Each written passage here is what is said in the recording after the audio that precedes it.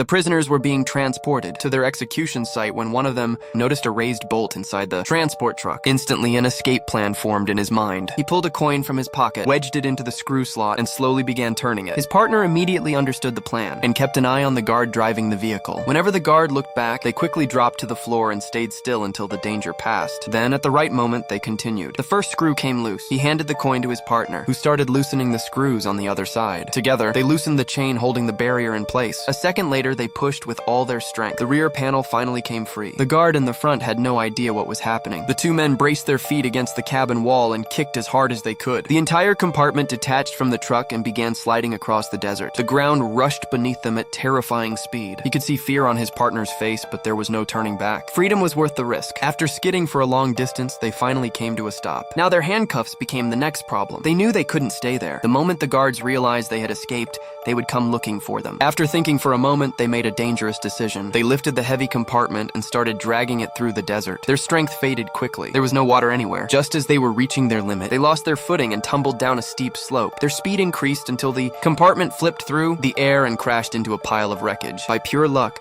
they landed near an old World War II aircraft abandoned in the desert. Looking at the scattered tools around the wreck, he came up with another brilliant idea. Using spare parts from the old plane and the powerful desert winds, he transformed the wreck into a machine that could travel across the ground. If they could keep it moving in a straight line, they might actually escape this wasteland. But their luck didn't last long. The police had already discovered their escape. Soon, a helicopter appeared in the sky and started closing in. With no time to waste, the two men rushed into a nearby tunnel. The moment they entered, they were stunned. The tunnel led to an old World War II weapons depot. Now they finally had something to fight back with. They slowly dragged a dust-covered artillery cannon to the tunnel entrance. He tightened a rope around it, lined up the shot, and carefully aimed at the helicopter. Then he fired. The shell